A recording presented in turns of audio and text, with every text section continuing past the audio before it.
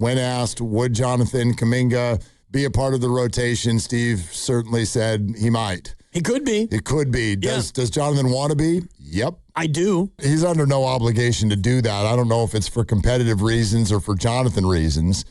I don't know. Well, most of all, just disappointed for Jimmy. You know, he was having a great year. I felt like the last couple of weeks he was really at the top of his game. So for him, and for us, obviously, but for him individually, in the middle of a really great season with a lot of possibilities, a lot of excitement with the team, the way we're playing. I just feel terrible for him that he's going to miss the rest of the year. It's just part of the game, I know. Injuries are part of it, but it hurts for sure. How many changes to the rotation? How creative do you need to get without him?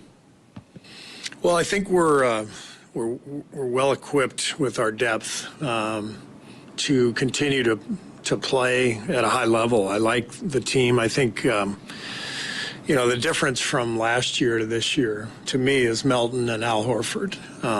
Not to mention Quentin Post for a full year. You know, at this stage last year, before we traded for Jimmy, didn't feel like we had enough to really compete. I think we have enough to compete. I think Al and Melt have given us a different dynamic. I think a lot of our young players, Quentin, Will Richard, those guys are ready to contribute.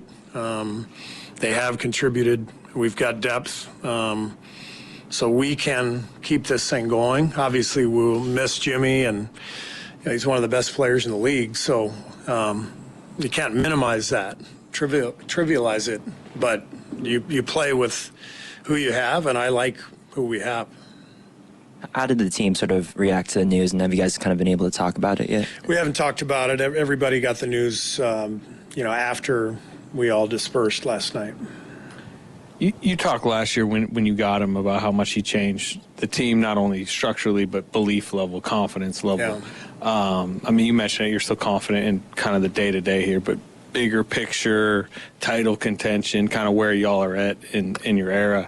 How do you just look at what this injury does to kind of y'all's situation at this point of your run? Well, you just look at it matter-of-factly. We get it. This is part of the NBA, part of sports. I'm not going to spend a whole lot of time analyzing where we are in the food chain of the NBA. I'm going to focus on what we can do to win tonight and win the next game. And we have a good vibe going. We have a really good rhythm. We've found, I think, a pattern of connecting the game offensively and defensively. I think we can continue to do those things and win games. And if we do that, we build confidence, we build momentum, and we keep going. Do you expect Jonathan to be part of the rotation? He could be, yeah.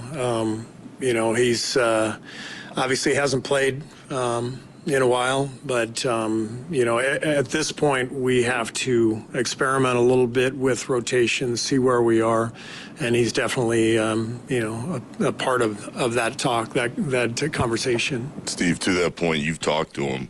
Do you think he wants to be part of the rotation? Yeah.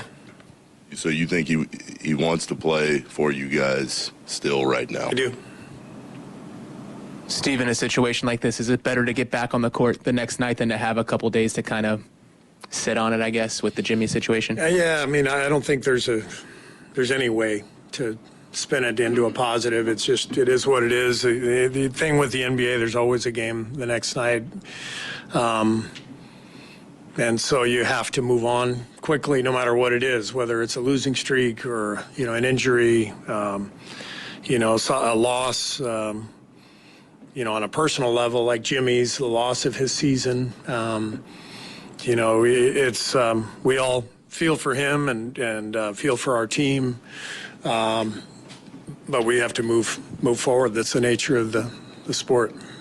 Going back last postseason, follow up on Jonathan. He was out of the rotation, comes back and plays against Minnesota and is productive. Is there anything you can take away from that may apply to his current situation if he is back into the rotation? From last year, Minnesota, he was out of the rotation. Not really. I mean, we that was pretty different because Steph was out, and every set of circumstances is different. But he's been here over 4 years, so we're comfortable with what he can do and how he might fit in.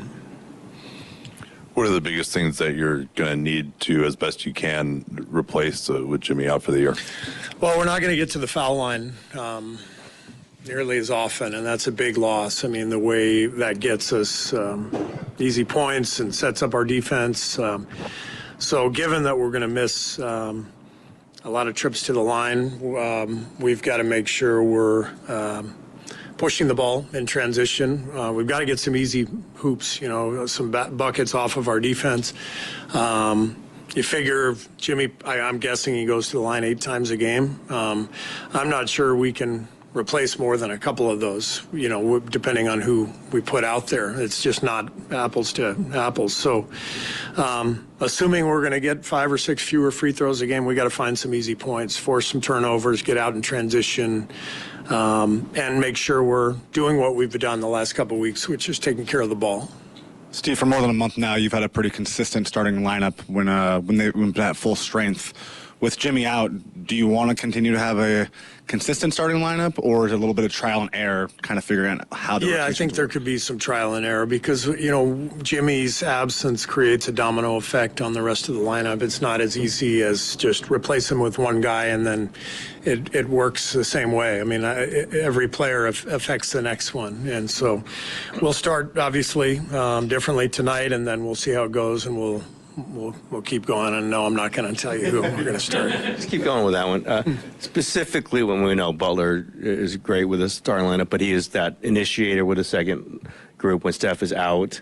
I know you probably can't know who would do that, or you just don't want to put it all on one person, but is Melton the most likely person to be that kind of initiator on the second? Yeah, when Steph is out, that's probably the biggest thing that we have to adapt to now with Jimmy's absence. So in the non-Steph minutes, of which there are generally 16, I would expect Melt and Brandon both to be on the floor so that they can both handle and create, and we'll need shooters on the floor. So that's a time when Al, Quentin Post, Moses, Will Richard, Buddy, we'll want our shooters on the floor, around Melton and BP for sure, just to open things up and make sure we can score.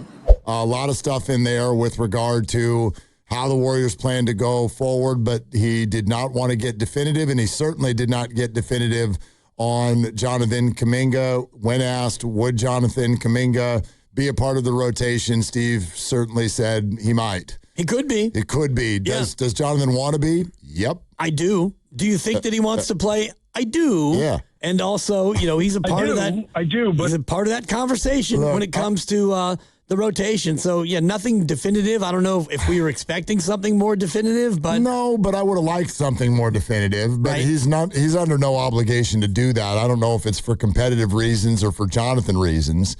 I don't know. I would have loved something more definitive. I would have loved, he's going to play. Yeah. Well, what I heard him say before the JK question was, the questions were about, who needs to step up. And it was, it's Melt, and Quentin's been playing great, and Will, and it's Brandon. And I'm just waiting for Jonathan. Yep. Like, Jonathan, hello, McFly. Well, I got to wonder if there's a gun shyness for everyone involved.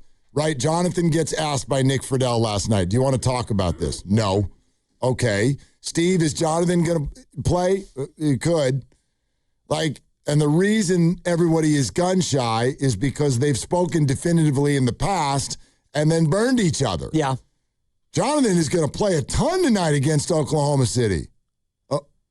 Oh, wait, there's a back injury. There is, I guess. Or before that, Jonathan's back in the rotation. Exactly. 9 minutes. 9.5 minutes, and then never again. So they've spoken definitively in the past, and then they've ended up with egg on their face. So maybe that's why, but you're also right. The names he's bringing up when he's talking about the non-Steph minutes, which is, I think, when it really starts to resonate. The first names he brought up as the offense runs through, DeAnthony Melton, and hold your breath, everybody, Brandon Podziemski. Yeah, and he mentioned Quentin, and he mentioned Will. The other guys who they're all going to play the minutes that they play. And shoot us. Jimmy Butler, 31 minutes a game this year, over 38 games that he's played. So you're missing out on 31 minutes a night. So who takes those minutes? Well, more Melt. We know that as he gets healthier. Not Horford tonight. He's out. Will Richard gets more. Post gets more. I mean, can Kuminga carve out 15 to 20 minutes? Maybe not.